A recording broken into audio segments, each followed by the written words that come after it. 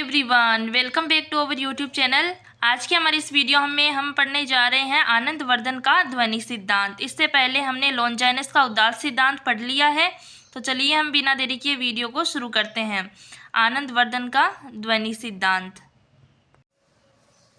ध्वनि सिद्धांत के प्रवर्तक आचार्य आनंदवर्धन 9वीं शताब्दी माने जाते हैं। मतलब ध्वनि सिद्धांत है, इसके प्रवर्तक कौन है? आचार्य आनंदवर्धन। इन्होंने स्वरचित ध्वन्यालोक रचना में ध्वनि को काव्य की आत्मा के रूप में स्वीकार किया है। इनकी जो रचना है ध्वन्यालोक, इसमें उन्होंने ध्वनि को काव्य की आत्मा माना है। जैसे कि कई विचारक हैं वह काव्य की आत्मा रस को मानते हैं, आदि को मानते हैं। तो ये जो आनंदवर्धन है यह काव्य की जो आत्मा है उसको क्या मानते हैं? ध्वनि को काव्य की आत्मा मानते हैं। ध्वनि सिद्धांत मूलतः व्याकरण के स्फोटवाद पर आधारित माना जाता है। अब हम देखते हैं स्फोटवाद क्या है। पूर्व वर्णानुभवाहित संस्कार सचिवेन अन्ते वर्णानुभवेन अभिव्यंजते स्फोट। अर्थात पूर्ववर्ती वर्णों के उच्चारण के संस्कार के साथ अंतिम वर्णों के उच्चारण के अनुभव से अर्थ की अभिव्यक्ति स्फोट कहलाती है। मतलब क्या होता है? पूर्ववर्ती वर्ण के उच्चारण के संस्कार के साथ, जैसे कि एक शब्द है, एक उदाहरण के माध्यम से हम समझते हैं। जय एक शब्द है, तो इससे हम समझते हैं पूर्ववर्ती वर्ण। पूर्ववर्ती वर्ण है इसमें जय, और फिर है अंतिम वर्ण है इसमें यह। तो कहा क्या गया है इसमें? पूर्ववर्ती वर्णों के उच्चारण के संस्कार के साथ अंतिम वर्णों के उच्चारण के अनुभव से अर्थ की अभिव्यक्ति स्फोट कहलाती है। मतलब जब हम जय को पढ़ेंगे तो हमें यह का कुछ पता नहीं होता, और यह जब हम पढ़ेंगे तो हमें जय का कुछ ज्ञान नहीं होता। मतलब ये दोनों अलग अलग हैं, और फिर दोनों को हम साथ रखेंगे और इससे हमें जो ज्ञान प्राप्त होगा, हमें इसका अर्थ का पता चलेगा, तो वही क्या होगा? स्फोट। व्याकरणों के अनुसार, मतलब व्याकरण के आचार्यों के अनुसार, कानों को सुनाई पड़ने वाला शब्द अनित्य माना जाता है। उससे किसी अर्थ की प्रतीति संभव नहीं है। क्यों नहीं है? जैसे कि हम घट शब्द को लेते हैं, जब हम घ का उच्चारण करते हैं तब ट टकार की स्थिति नहीं होती। मतलब केवल हमें घ का ही पता होता है, ट का हमें कुछ नहीं पता होता। और जब हम ट का उच्चारण करते हैं तब तक क्या घ उच्चारित होकर शून्य में विलीन हो जाता है। ठीक है, ऐसी स्थिति में घ और ट वर्णों का संयोग ही गठित नहीं हो पाता। मतलब दोनों अलग अलग वर्ण हैं। बिना दोनों वर्णों की एकत्रित स्थिति में किसी प्रकार के अर्थ की प्रतीति संभव नहीं है। मतलब दोनों वर्ण अगर अलग अलग रखे हुए हैं, जैसे कि घ और ट, तो इनका कोई अर्थ नहीं हुआ। और दोनों को जब हम साथ में रखेंगे घट, तो इससे एक अर्थ बनेगा। कहने का तात्पर्य यह है कि प्रत्येक शब्द का सूक्ष्म प्रतिरूप हमारे मन में नित्य विद्यमान रहता है। जैसे कि मैं कुछ भी बात कर रही हूँ, कि कुछ भी शब्द बोल रही हूँ, तो उसका स्वरूप हमें पता होता है, उसका अर्थ हमें पता होता है, उससे ही अर्थ प्रस्फुटित होता है। यह अर्थ जिस शब्द से फूटता है उसे ही स्फोट कहते हैं, तथा यह स्फोट ही ध्वनि है। समझ में आया? ठीक है, यह है ध्वनि। अब आगे हम जानेंगे। सामान्यतः जहाँ काव्य में अभिधेयार्थ एवं लक्ष्यार्थ से अधिक रमणीय और चमत्कारपूर्ण अर्थ प्रकट हो, वही ध्वनि की सत्ता मान्य होती है। मतलब जहाँ अभिधा और लक्षणा से भी अधिक रमणीय और चमत्कारपूर्ण जहाँ अर्थ प्रकट हो रहा हो ना, वही क्या है? ध्वनि है। तो अभी तो हमने ध्वनि सिद्धांत की रूपरेखा तैयार की है। अभी हम आगे समझेंगे कि ये ध्वनि सिद्धांत क्या है। तो सबसे पहले हम परिभाषा उसे समझेंगे कि ध्वनि सिद्धांत क्या है।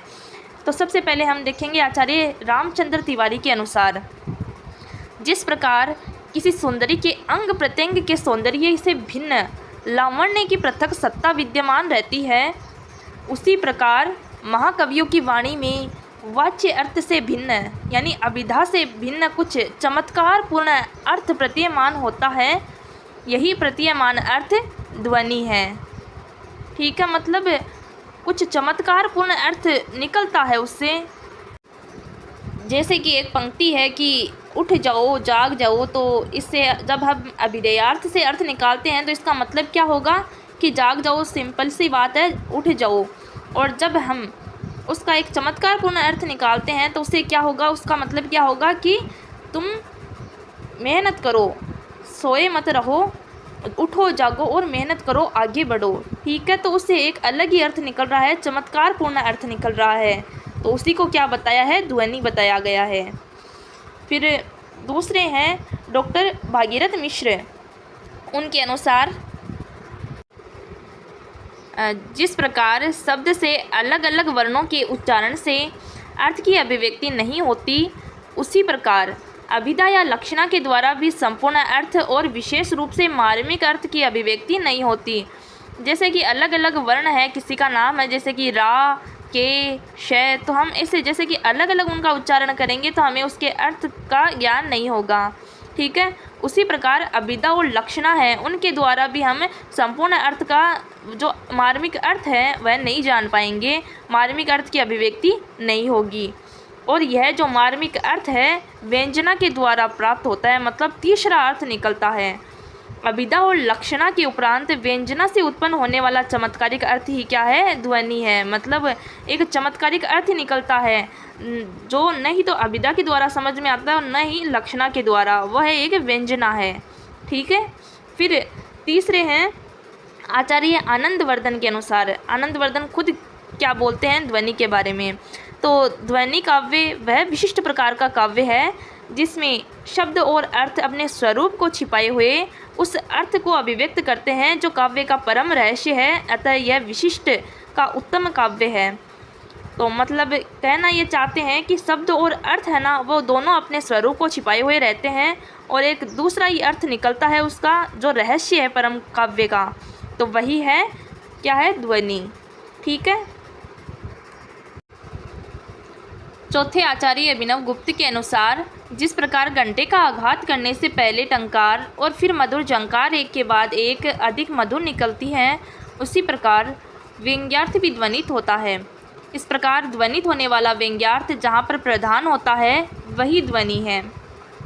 फिर पांचवें हैं काव्य प्रकाशकार आचार्य मम्मट के अनुसार वाच्यार्थ से अधिक उत्कृष्ट व्यंग्य ही विद्वानों के द्वारा ध्वनि कही गई है। मतलब व्यंग्य है, उत्कृष्ट व्यंग्य वही क्या है? ध्वनि।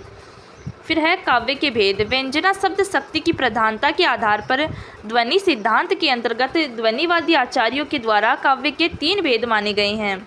पहला है ध्वनि काव्य, दूसरा गुणीभूत व्यंग्य काव्य और तीसरा साधारण या अवर काव्य या चित्र काव्य।